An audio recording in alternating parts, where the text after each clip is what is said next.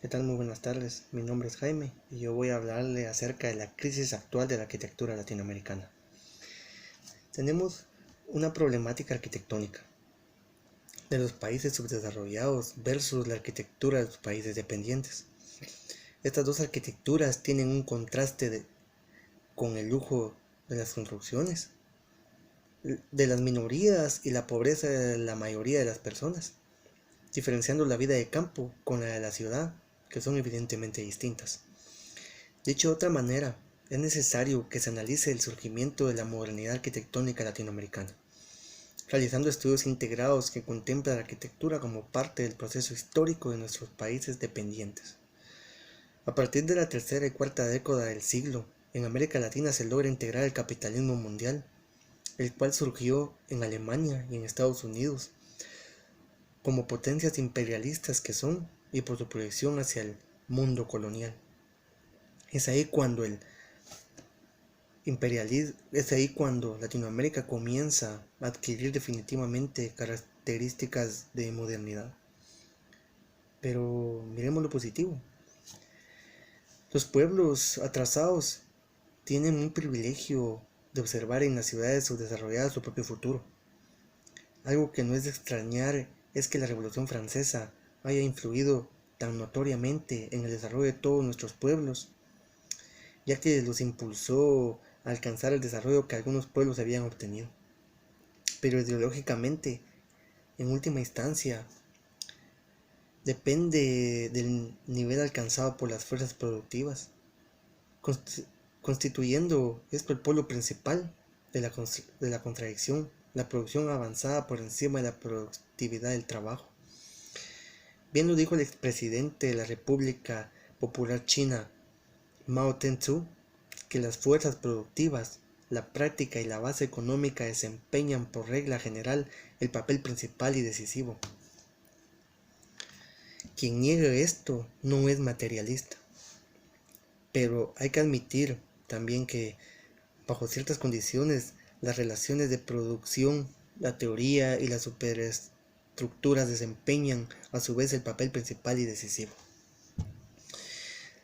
La historia revela algo muy interesante, que es el interés de la burguesía criolla de capitalizar los procesos de desarrollo aplicando los últimos gritos de la moda en materia de organización, de tecnología, de doctrinas filosóficas, económicas, en un desesperado esfuerzo frustrado de oponerse a las consecuencias necesarias de la organización capitalista mundial.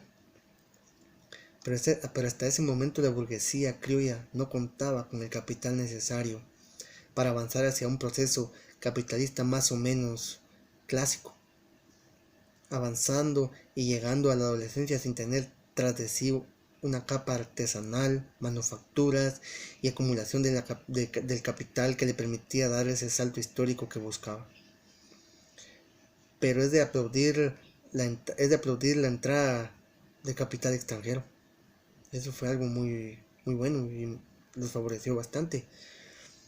El cual contaba con medios económicos para desarrollar fábricas o inyectar nuevas industrias, que por otra parte impulsaba la diferencia de las clases, la división del trabajo y la mercantilización de todos los productos. Todo esto lleva algo muy importante, que es la crisis. La crisis encuentra síntomas sociales e ideológicos, la cual expresa cuantitativamente la incapacidad de dar techo y abrigo a la población mayorista de nuestros países, por el déficit de hospitales, escuelas, centros recreativos, así como por la desmesurada urbanización de nuestros países y la anarquía urbana. Consecuente de ello, tomando en cuenta el testimonio de Salvador Allende, el cual dice que no puede seguir existiendo la diferencia brutal de una minoría del poder y la riqueza y las grandes masas del margen cultural, de la salud, de la vivienda, de la alimentación, de la recreación, del descanso. Muchas veces lo hemos dicho y basta tan solo citar una cifra. En América Latina Hay más de 20 millones de seres humanos que viven en el margen del conocimiento de la moneda como medio de intercambio. Solo con eso se quedan. Ese es su único pensar. En América Latina hay alrededor de 140 millones de semialfabetas y analfabetas. En América Latina faltan 19 millones de viviendas y 53 millones de latinoamericanos se alimentan mal. Y además hay más de 60 millones de gentes que solo tienen trabajo ocasionalmente. Por tanto, el régimen capitalista ha demostrado su ineficacia. La explotación del hombre por el hombre. Algo que se ha venido en décadas. El hombre explotando al hombre. Como característica de eso, se ha vuelto una crisis. A raíz de esto se lo vuelve una crisis.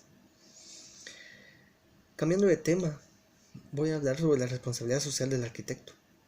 La responsabilidad de un arquitecto es el de brindar un área de confort para las personas en donde se puedan sentir a gusto con ellos mismos, apreciar su luminosidad y la delicadeza o la rudeza de la arquitectura.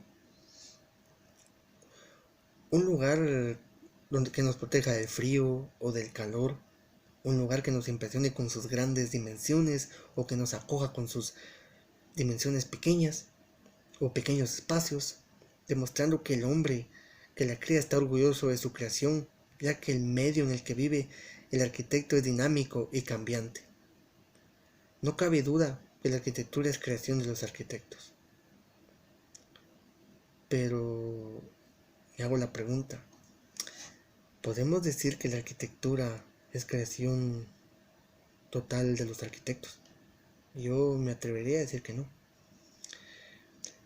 ya que las obras son la esencia de una sociedad entera, en donde se cuentan historias vividas o historias del diario vivir. Aunque creo que el rol del arquitecto ha cambiado a través de la historia. Se dice que en la sociedad primitiva se realizaban arquitecturas sin arquitectos. ¿Y cómo es eso? Es decir, sin intervención de un especialista en construcciones. Se logró construir construcciones enormes, que a veces nos hacemos la pregunta, ¿cómo? ¿Qué herramientas usaron? ¿Qué maquinaria? Se podría decir que en la misma forma en que las culturas sedentarias aprendían a cultivar la tierra, a cazar, a pescar y aprender los ritos y ceremonias propios de sus viviendas, sus templos, sus poblados, y así sucede hoy todavía con la mayoría de personas de campo. Ellos se basan a su experiencia o a sus tradiciones, a su cultura. Hoy por hoy, dada la complejidad del mundo moderno y de nuestra época, debemos preguntarnos cuál es la responsabilidad social del arquitecto realmente. Pero si nos adentramos en el problema contemporáneo, podemos observar que el papel del arquitecto es diferente según el país o lugar donde se ubiquen. Si se trata de un país de economía libre, el arquitecto estará sometido al principio de la oferta y la demanda, ejercerá una profesión libre si lo desea y entrará en franca competencia para ofrecer sus productos al mercado libre. Pero si se trata de un país de economía socialista, el arquitecto cumple una función muy diferente. Es un funcionario del Estado como cualquier otro en la economía socialista. Trabaja de forma masiva, cumpliendo generalmente instrucciones sobre orientación y expresión didáctica por las necesidades sociales. La responsabilidad social principal del arquitecto es enseñar. Es lo que tiene que hacer el arquitecto. No solo en un aula universitaria, sino en la vida, sino con todos los medios existentes para así transmitir su conocimiento. Cuanto mal o cuánto bien puede hacer para la profesión los profesionales que nunca han pisado un aula. Las obras están a la vista de todos y quedan allí expuestas por generaciones. La arquitectura no necesita hablar para saber. lo que ella expresa, no solamente el lenguaje plástico, que como toda forma expresa apenas su época, sino por lo que las obras en sí como fondo, como contenido, el cinturón de la miseria debería transformarse gradualmente en agrupaciones dinámicas que pueden evolucionar por sí mismas en todo este proceso.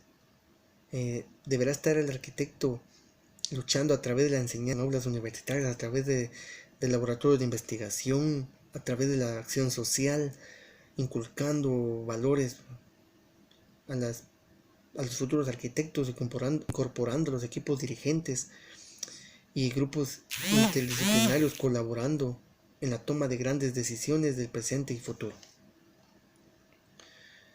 Y para terminar mi comentario personal, en lo personal,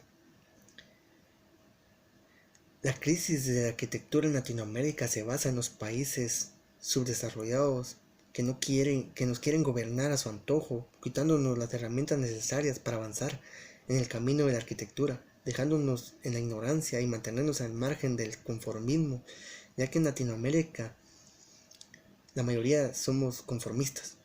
No contamos con el capital necesario para salir adelante. Puede que tengamos ideas revolucionarias, pero ese factor nos limita. El factor dinero nos limita demasiado, ya que en lugar de apoyarnos como personas, nos explotamos entre nosotros mismos. Y lo único que crea esto es un círculo vicioso, el cual se llama crisis. Seguimos en la crisis dando vueltas y vueltas y no lo terminamos. Y si no rompemos ese círculo, no vamos a superar nunca la crisis, nunca. Y respecto a la responsabilidad social del arquitecto, es el de enseñar a las nuevas generaciones de arquitectos el buen uso de la arquitectura, enseñándoles el buen manejo de materiales, el buen uso de herramientas, y algo muy importante es pensar en la comodidad de las personas, y trabajamos a conciencia